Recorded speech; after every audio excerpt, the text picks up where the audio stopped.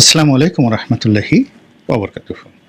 সম্মানিত দর্শক, অন্তর্বর্তীকালীন সরকারের প্রধান উপদেষ্টা ডক্টর মোহাম্মদ ইউনূস তার পদত্যাগ নিয়ে সারা দেশ সয়লাব।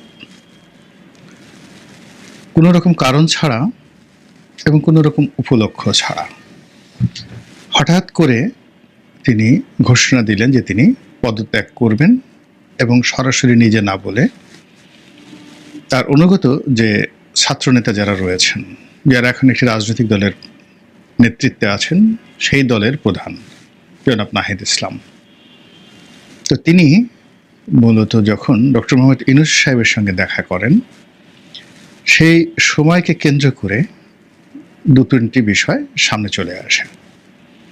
প্রথম বিষয় হলো তিনি পদত্যাগের কথা ভাবছেন,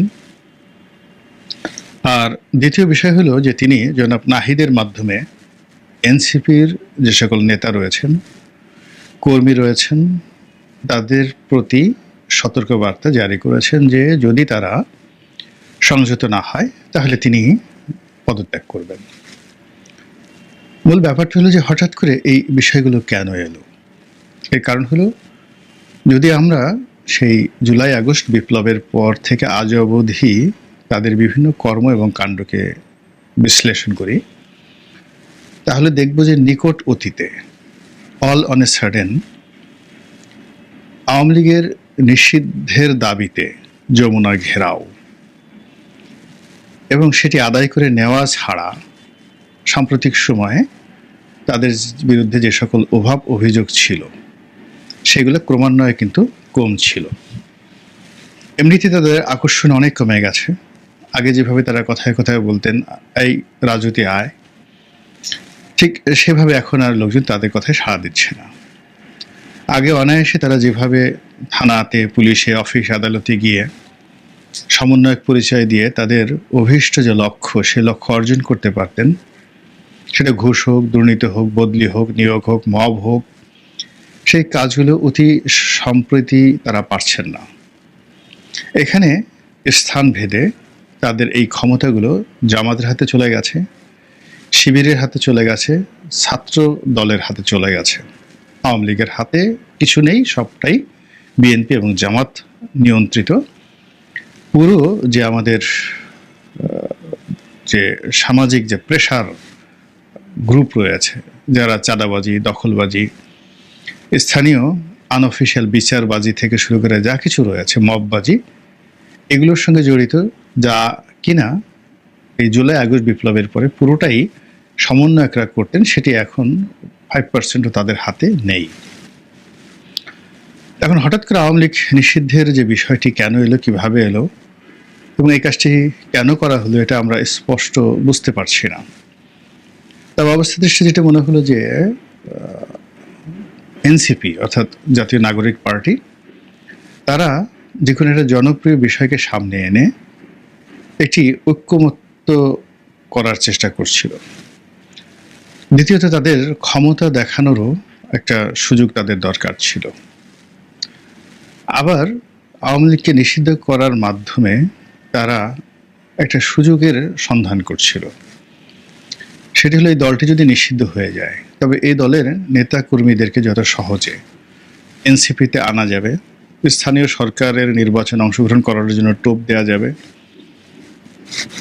এমনকি জাতীয় নির্বাচনে আওয়ামী লীগের জনপ্রিয় প্রার্থীদেরকে আকর্ষণ করা যাবে, এটি আওয়ামী লীগ থাকলে সম্ভব হবে না। হয়তো সেই কারণে তারা এটা করতে পারে।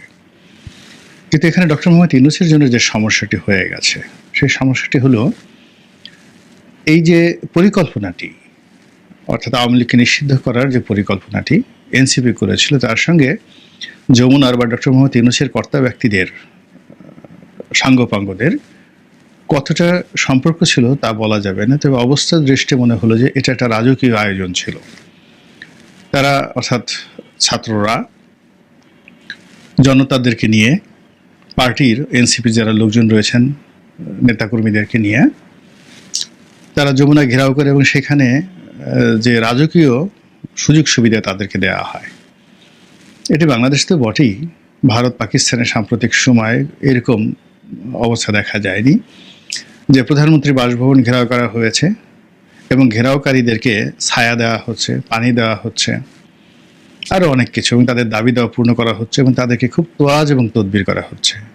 অনেককে বাতাস করার জন্য আবার লোকও আনা হচ্ছে। যা হোক, দাবি তো মানা হয়ে গেল, কিন্তু এরপরে যে ঘটনাটা ঘটলো সেটা হলো বিএনপি নেতা জনাব ইশরাক, তিনি তার দাবি নিয়ে যমুনা ঘেরাও করলেন। যমুনা ঘেরাওয়ের আগে তিনি ইতিপূর্বে যাকে বলা হয় দক্ষিণ সিটি কর্পোরেশনের যে হেডকোয়ার্টার নগর ভবন, সেটাতে অব্যাহতভাবে ঘেরাও কর্মসূচি চালাচ্ছিলেন।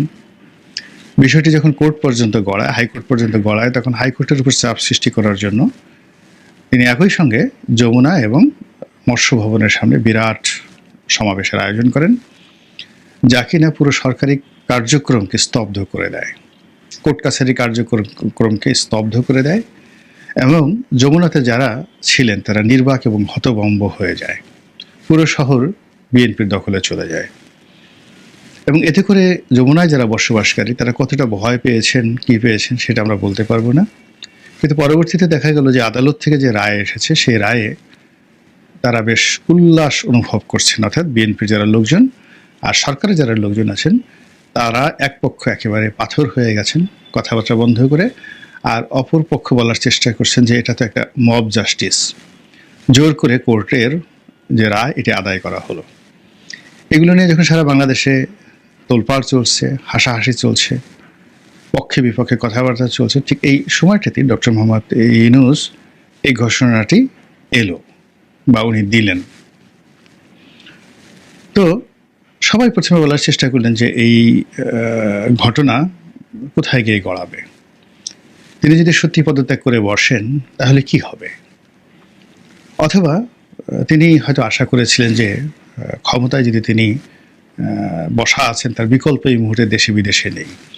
এবং আমাদের দেশের ক্ষমতার একটা রসায়ন হলো যে চেয়ারে যখন কোনো ব্যক্তি বসেন, সেটা ইউনিয়ন পরিষদের মেম্বার হন কিংবা প্রধানমন্ত্রী হন, সবার মধ্যে একটা আত্মবিশ্বাস জন্ম নেয়, প্রবল আত্মবিশ্বাস যে আমাদেরকে ছাড়া এই চেয়ার কার্যকর হবে না, আমার কোনো বিকল্প নেই।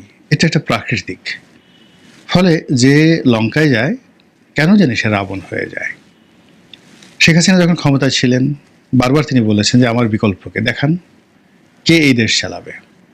আবার এখন ডক্টর মোহাম্মদ ইউনূস বসে আছেন, তার মনেও একই চিন্তা যে আমার যে বিশ্ব মানবতা রয়েছে, বৈশ্বিক যোগাযোগ রয়েছে, বুদ্ধিমত্তা রয়েছে, জনপ্রিয়তা রয়েছে, তো আমার সমপর্যায়ের লোক তো বাংলাদেশে দ্বিতীয়টি নেই। আমি যদি এই বিপদের দিনে এই চেয়ারে না থাকি তাহলে তো পুরো দেশ মুখ থুবড়ে পড়বে, কাজেই আমি এরকম একটা ঘোষণা দিলে সবাই আমার কাছে এসে হুমড়ি খেয়ে পড়বে।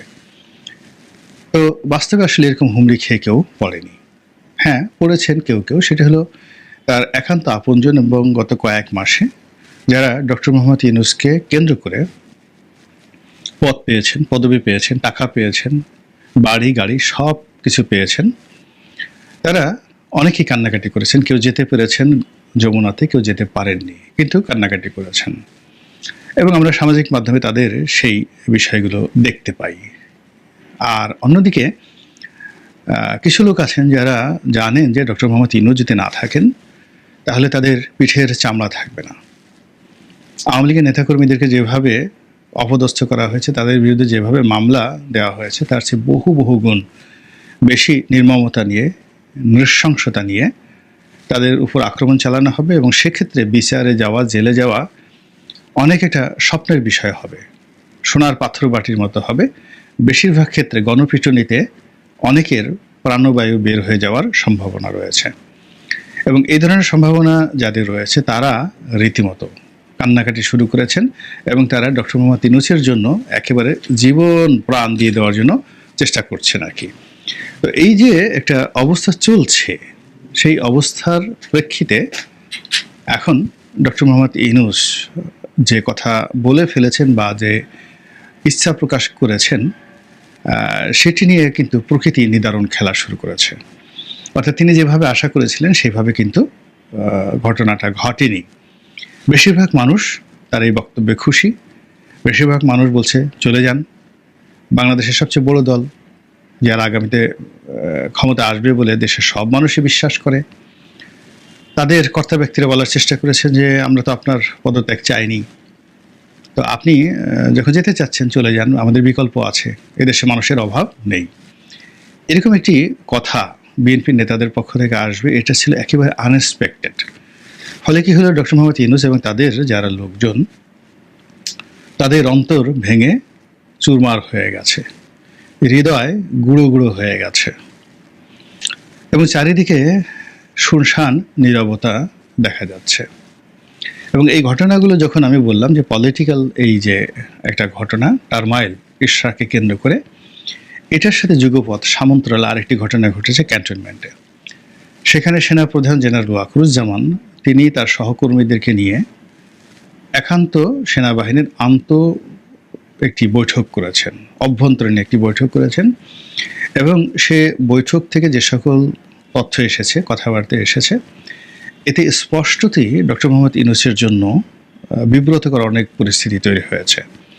তিনি ঠিক সপ্তাহখানেক আগে যতটা দৃঢ়তার সঙ্গে চট্টগ্রাম বন্দরকে বিদেশিদের হাতে তুলে দেওয়ার ব্যাপারে দৃঢ়তা দেখিয়েছেন, সাহস দেখিয়েছেন, আত্মবিশ্বাস দেখিয়েছেন, এবং একইভাবে তিনি এবং তার যে নিরাপত্তা উপদেষ্টা, জাতীয় নিরাপত্তা উপদেষ্টা জনাব খলিলুর রহমান, বাংলাদেশে একটি করিডোর দেওয়ার ব্যাপারে যতটা আত্মবিশ্বাস তারা প্রদর্শন করেছেন এবং যেভাবে একরোখা একটি সিদ্ধান্ত নিয়েছেন, এটি সেনাপ্রধানের বক্তব্যের পর একেবারে দুমড়ে মুচড়ে রীতিমতো গলে গেছে। এখানে দুমড়ে মুচড়ে মানে ধরুন একটা স্টিল বা একটা গাড়ি দুমড়ে গেল, মুচড়ে গেল, তারপর সেটার উপর একটা উত্তাপ প্রয়োগ করা হলো, এমন হিট দেওয়া হলো যে সেটি গলে একদম পানির মতো টলটল করে গেল। তো এমনি রাজপথের এই অবস্থা, বিএনপির এই অবস্থা, তার সঙ্গে সঙ্গে আবার ক্যান্টনমেন্ট থেকে স্বয়ং